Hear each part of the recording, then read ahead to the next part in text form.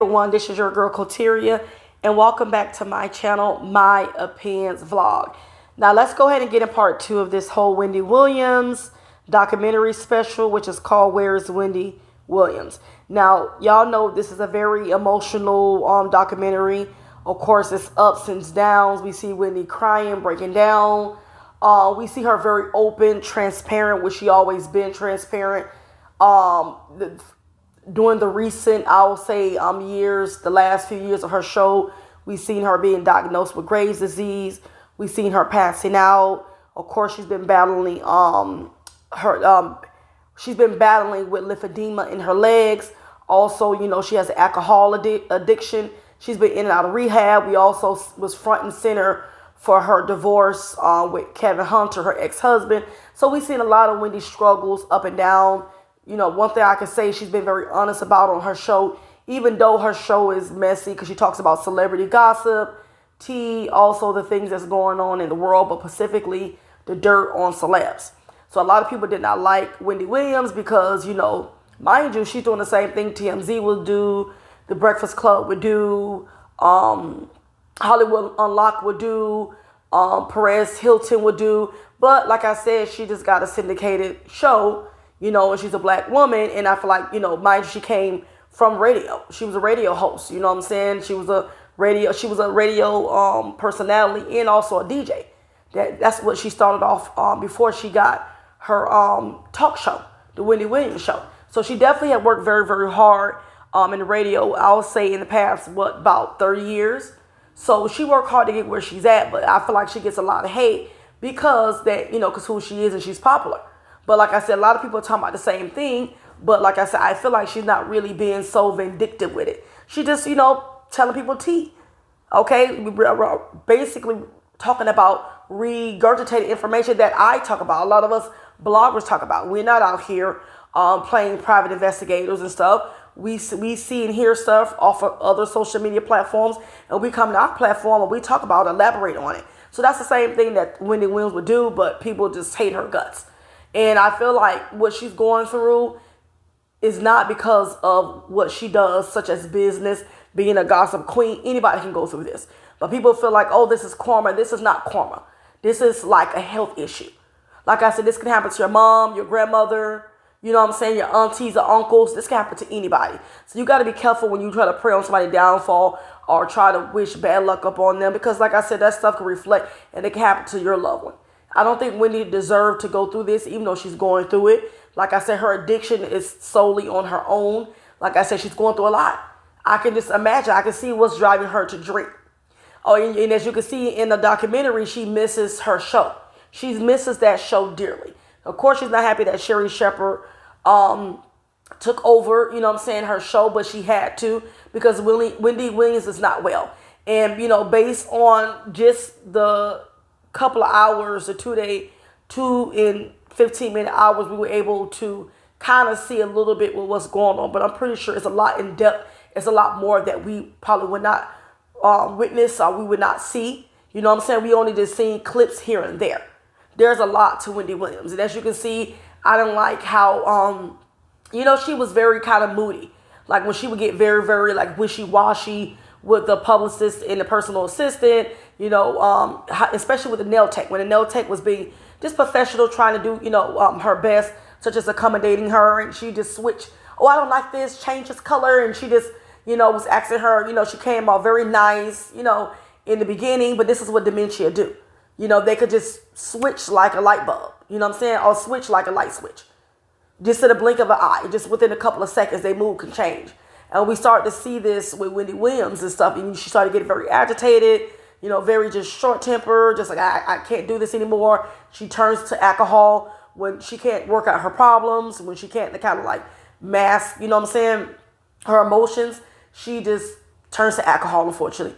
I didn't even know Wendy Williams was, smoking e-cigarettes either. I didn't know she was a smoker. But remember, we don't know these people's personal life. We only know what we see on the TV show. So like I said, this little small series, we've seen a lot more, a little bit in depth of, what Wendy Williams goes through behind the scenes when she's not on her hit show, the Wendy Williams show. And we see, and also in this documentary, that she's really, really struggling, trying to get back to sit in that purple chair. I also didn't like, and like I said, Wendy Williams is a millionaire. I'm gonna assume that her bank account still got M's. And I noticed that the head of her bed, it was kind of like a little bit old, and you can see the headboard, like it was kind of like the fabric was kind of like worn, like it was like the fabric was kind of worn out, and it was kind of tore up. I don't know if you guys seen that. Her bed seemed like it's a little bit outdated, like she might have had it for a long time.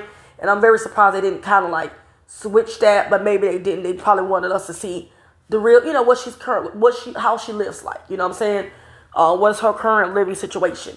So I kind of noticed that because I know she's a diva and brand name like Chanel, you know what I'm saying, Gucci, Prada. So I'm very surprised that her bed wasn't like really, she didn't have a brand new bed. You understand? But yeah, you also seen that she didn't have food in her refrigerator and stuff. So like I said, this is what depression does. Wendy Williams is going through Graves' disease, health battles, lymphedema in both of her legs, dementia, alcoholism. She is going through so much that, she don't even want to eat. She misses her show. So it's a lot of negative, with Wendy Williams. And she can't even really, take 5 steps forward because she's getting knocked 15 steps back. You understand? Like I said, I can't put myself in her shoes, and I can't say, I would do this way, or I would get help. No one knows what you would do until you actually in that situation. We on the outside looking in, and we're making, judgments about Wendy Williams and saying, she should have did this and that. Like I said, until you go through what she goes through, then you have no understanding. You can't agree. You can't really sympathize because you're not going through what she's going through. And I know alcohol is not right, but it's her comfort. And now let's go ahead and talk about the guardianship program that she's in, that it was appointed by the court. Now, I'm hearing allegations that the Guardian has been stealing money from Wendy Williams. Now, there's no receipts that has been, brought to the forefront. I haven't heard it on TMZ, CNN. I just think people are speculating this because her niece in the documentary kept saying people are using you, taking advantage of you. And it's like, to the niece, if you look to your right, left, right in front of you, it's your own fucking family that was taken from Wendy Williams as well. Like I said, this is why Wendy Williams has a guardian, because her younger son was mishandling money and mismanaging money, her money. So she's calling out, the guardian, the manager, the publicist, who has nothing to do with Wendy finances. They're hired to try to, rehabilitate Wendy Williams and manage her and hopefully try to get her back on her show, which we all know that's not kind of going to happen. But why I'm looking at the publicists / assistants, they're making videos now saying that, she's been trying to use and, take money from Wendy. She don't have access, she don't have access to this woman's money. She does not. Wendy's money doesn't go to her personal publicist and assistant's account. It goes to her manager, which is the kind of like the guy. He has to approve on a lot of certain transactions. And best believe a lot of receipts have to be produced. So when y'all saying the guardian, remember, she was appointed. She's a hired, paid guardian, thanks to the courts of New York. They put her in place. See, this is a lot. This is the same thing like Britney Spears, but like I said, her father, that's her father, blood, they related, had control of a lot of Britney's assets, So he was taking a lot of money that he wasn't supposed to. I'm pretty sure the difference between Wendy Williams' situation, remember, Wendy Williams, that's not her family. This woman is hired. So best believe any type of money that she transfers or she pays for, all that, it has to be documentation. It has to be receipts that has to go in front of a judge. A judge has to look at this every few months or every year. So if there was kind of misspending or money being wired or moved that is not accounted for, best believe I'm pretty sure that guardian will be fired and she will have to pay that money back. So I don't think that's what's going on. People are speculating because what the family is alluding to on the show. But like I said, Wendy Williams wouldn't have been in that situation if young Kevin was mature enough, and if he would have been the son that he needed to be, and kind of like the man in Wendy's life and told Wendy, no, stop overspending. Just because she said yes, you don't have to say, okay, yes, mom, let's do it. As I say, Wendy Williams is a people pleaser when it comes down to her family. She wants to please her family. And you could tell the only way to kind of please them is with her money. when she took them on the yacht, even when she went out to dinner. Best believe Wendy Williams covered all that, not their family. So they're saying that, these people who's hired, by the courts, let's just put it like that, by the courts to do a job, now they're accusing the courts of, how you say, like, money laundering when it comes down to Wendy Williams' asset, which is kind of crazy to me because, like I said, everything has to have a paper trail when you're dealing with a court-appointed guardianship compared to when you just let the family, be the guardian or the power of attorney. They can do whatever they want to. And of course, there won't be no court meeting or mediation as to try to like see what's going on with her money. So that's the difference. But I just see that, the family is really, really hell-bent on putting the blame on, the court system. But y'all the reason why, well, I won't say y'all, but Lil Kevin is the reason why Wendy's in this situation. Because like he admitted, oh, my mom, she the one who signed off and she's approved on every transaction when she was with me. And that's the problem. Wendy's not in her right set of mind. So if Lil Kevin say, hey, mom, I want a Ferrari, it's $300K, of course she's going to do it. She wants to please her son. She want to make him happy. Like she said, she did all this for her son. Her whole legacy goes to her son. Her son has no job. He dropped out of college. He's not doing anything. Because if he was, it would have been stated before he spoke. It would have said, okay, this is her son. He's doing such and such. He's not doing anything. All he's doing is just waiting on his little stipend, his monthly allowance from his mother, which she's still taking care of little Kevin, which is her rights. Just because Wendy has a guardian, she still has rights. And she still has a certain portion control over her money. She won't be able to do whatever she wants to with all of it, but I'm pretty sure they give her like a little allowance where she can spend here and there. And if she do want to buy something else, she has to go through the guardian and her manager first to make sure she's making a sound decision and not an irrational decision. But Wendy can still buy alcohol if she wants to, even though they don't like it and they say, no, we don't want her to have it, but she still has rights over her life. You understand? This is not like kind of like the Britney Spears, where the father was controlling what she eats, what she drinks, what doctor she goes to. Wendy Williams still has some type of control. She just can't spiral and do whatever she wants to, because she don't have the money to. But if she had her money, Wendy would be wilding out. And she'd probably be, I want to say, 70, 80% more broken than what she is now. But like I said, this situation is sad. And I don't know Wendy's family, but just from this documentary, I didn't know who the niece was. Like I said in my part 1, I saw the brother. The brother, they said, was trying to clout chase some years back and have his own channel, using Wendy Williams' name. This is my first time seeing like the father, really talking, and also my first time seeing her sister. I didn't even know Wendy Williams had a sister. I thought it was just her and the younger brother. You understand? Then the niece. And then, you got the son and the nephew. But the family just, they need to calm down with all that, acting like, oh my God, they have her best interest. Because really, you have her best interest with her money, or it's genuinely from the heart? I know they love their aunt. They love Wendy. I don't knock that. But let's be honest. A lot of this is provoked by money. A lot of this provoked by money. Best believe. Just like her younger son saying, oh, he would do a better job making sure she eats.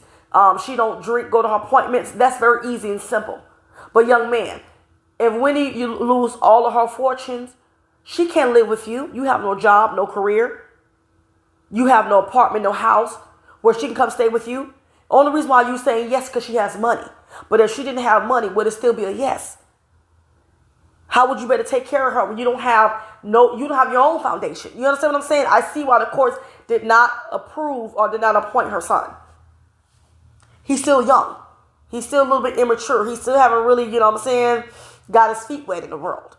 He's still milking off of mommy. Now, I would have liked to see her older sister, even though her older sister, she got a little disability. She only came, but I think the older sister would have been able to handle Wendy Williams a lot more better. I don't like the niece. I don't think the niece would be doing well either, because I think she's too aggressive to me. Her niece come off like she wants to be too controlling.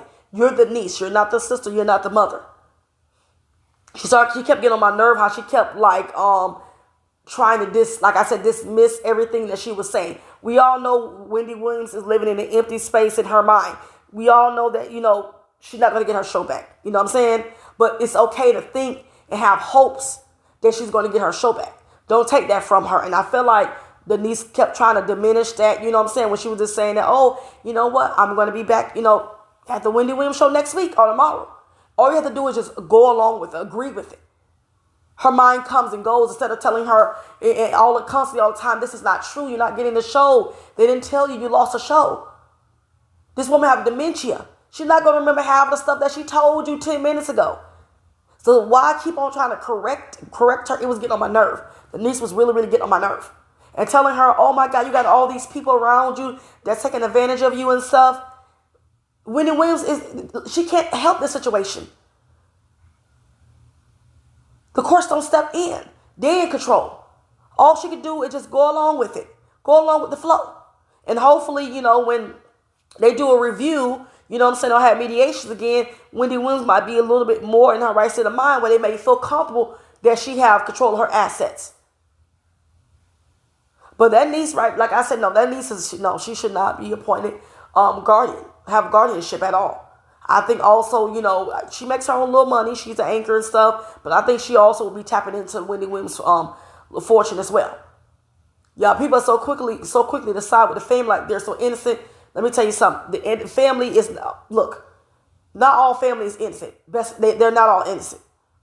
It's two sides to every story. Trust me, it is. And like I said, when it come down to stuff like this, when they know somebody about to go, or their mind is going and stuff, they act so concerned and all this other stuff. And I didn't see half of these family members when she was going through what she was going through. Even when she was going through the divorce with Kevin, I didn't see them nowhere around. You know what I'm saying? But now all of a sudden she in this situation and somebody else taking control. Now they so concerned.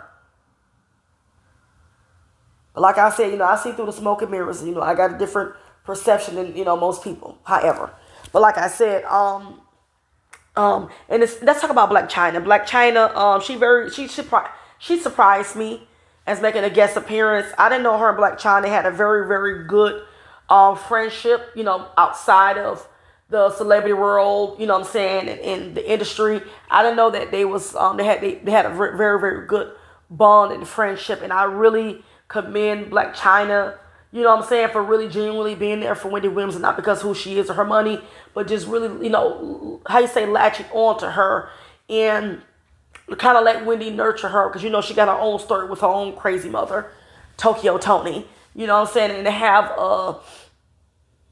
a public figure and a strong figure like Wendy Williams when she was in her right state of mind, kind of be there for her says a lot. And I like how she told Wendy Williams, I love you, I love you. And it's just like, it kind of broke me. And then when Wendy Williams, like, my name is Wendy Hunter, what I'm saying? And she was saying how she divorced. And, she still speaks about Kevin Hunter like if they still married sometimes. I feel like, that's going to always break her heart. She's going to die with a broken heart because she loved this man. And this man did her dirty for no good reason. No good reason. He had no reason to cheat on Wendy at all. Wendy was making millions. Wendy wasn't out there, what I'm saying, sleeping with other men. Now, she might have had a little bit of alcohol problem that, he was controlling in a way, what I'm saying? But Wendy she wasn't stepping out on her marriage. She was. There was no reason. I mean, Wendy Williams, like I said, mind you, she never had the top-notch shape, the way she was built. But like I said, he knew that when he first got with her. So I don't know, like, where was the disconnect in their marriage? Was she not, pleasing him sexually? Was it her look? She kept getting surgeries or whatnot. But like I said, she was a breadwinner. He was her manager. There was a team. He kept Wendy in check. He made sure, what I'm saying, she didn't, go overboard with alcohol.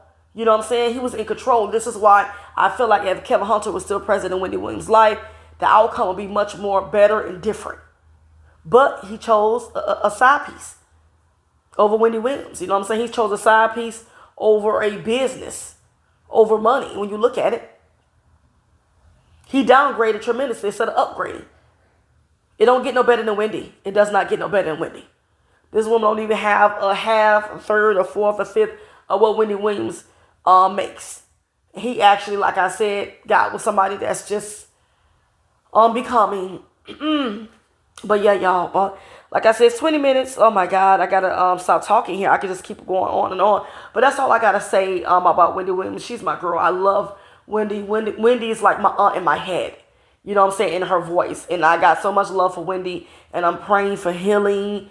Um, I'm praying for, you know what I'm saying, that she just bounced back mentally. I'm praying that, her health gets better. You know what I'm saying? And hopefully, I don't think she'll better get, make it back to her show, you can tell. But I really hope she could just get on YouTube, continue her podcast, and just be in a happy space. Just live out the rest of her life happy. Don't worry about what nobody else got to say, family, Kim Hunter. Just worry about Wendy. But all right, y'all, I'll catch y'all on the next one.